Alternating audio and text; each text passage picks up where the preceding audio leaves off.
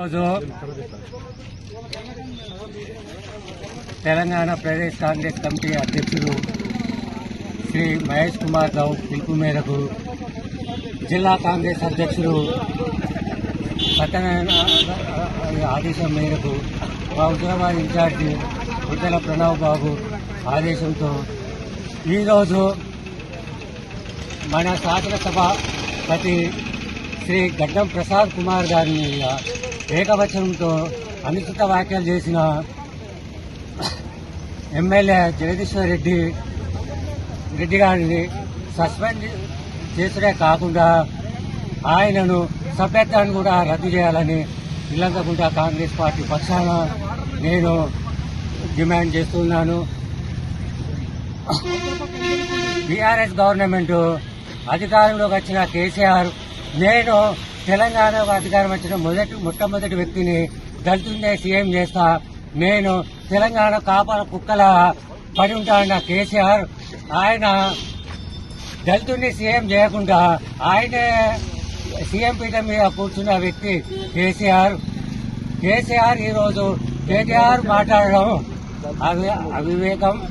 దళితులకు ఇస్తానన్న 3 ఎకరాల భూమి ఏమైంది? దళితులకు ఇస్తానన్న ఎస్సీ కార్పొరేషన్ నిధులు ఎటువయ్యాయి 10 సంవత్సరాలలో? దళితులకు ఇస్తానన్న దళిత బంధు ఏమైంది?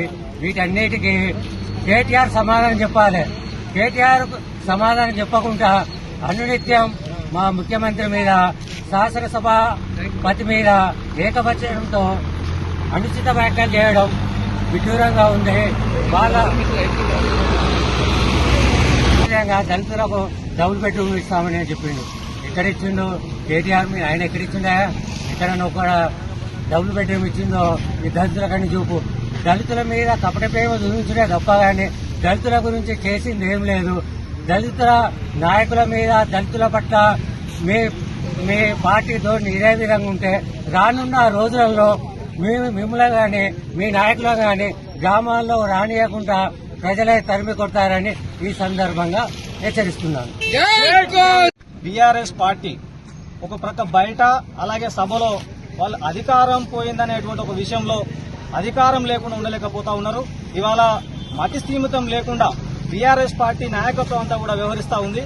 మొన్న కేసీఆర్ గారిని అడుగుతా ఉన్నాం, మీరు శాసనసభాపక్ష మీటింగ్ పెట్టుకుని తెలంగాణ భవన్ లో ఇవాళ రాజ్యాంగానికి వ్యతిరేకంగా వ్యవహరించమని, ప్రజాస్వామ్య స్ఫూర్తికి వ్యతిరేకంగా వ్యవహరించమని మీ ఎమ్మెల్యేలకు హితబోధ చేసిందని సందర్భంగా మేము అడుగుతా ఉన్నాం. ఇవాళ శాసనసభలో మరి ఒక దళిత స్పీకర్ అయినటువంటి గడ్డం ప్రసాద్ కుమార్ గారి మీద మరి అనుచిత వ్యాఖ్యలు చేసినటువంటి బీఆర్ఎస్ పార్టీ వ్యాఖ్యలను మేము తీవ్రంగా ఖండిస్తా ఉన్నాం. వెంటనే మరి సస్పెన్షన్ విధానమే కాకుండా వారిని సభ్యత్వం కూడా రద్దు చేయాల్సింది సందర్భంగా అడుగుతా ఉన్నాం. ఆ రోజు ప్రజాస్వామ్యానికి అనుకూలంగా మరి ఎమ్మెల్యే సంపత్ కుమార్ గారి పట్ల కావచ్చు, వెంకటరెడ్డి గారి పట్ల కావచ్చు ఒక పేపర్ చించి మీద వేస్తేనే మీరు సభ్యత్వం రద్దు చేయడం జరిగింది. మరి ఇవాళ అనునిత్యం సభ జరుగుతున్నంతసేపు సభ జరుగుతున్న ప్రతిసారి కూడా మరి సబ్జెక్టు మాట్లాడకుండా మరి ప్రభుత్వాన్ని కించపరిచే ప్రయత్నం చేస్తూ ప్రజలు తప్పుదో పట్టించే ప్రయత్నం చేస్తూ ఇవాళ అభివృద్ధిలో కలిసి రాకుండా బీఆర్ఎస్ పార్టీ ప్రాతినిధ్యం వ్యవహరిస్తా ఉంది. ఇవాళ మేము డిమాండ్ చేస్తా ఉన్నాం, ఖచ్చితంగా బీఆర్ఎస్ పార్టీ మీ కుయుక్తులను మీ కపట వేషాలను మానుకోకపోతే మాత్రం యువకులుగా తెలంగాణ కాంగ్రెస్ పార్టీ సైనికులుగా చూస్తూ ఊరుకోమని సందర్భంగా తెలియజేస్తా ఉన్నాం. ఇవాళ గవర్నర్ గారి ప్రసంగం పట్ల మరి మీరు కృతజ్ఞతలు చేసే కార్యక్రమాన్ని మీరు అవహేళన చేస్తూ మరి గవర్నర్ గారి పట్ల మీకు గౌరవం లేదు.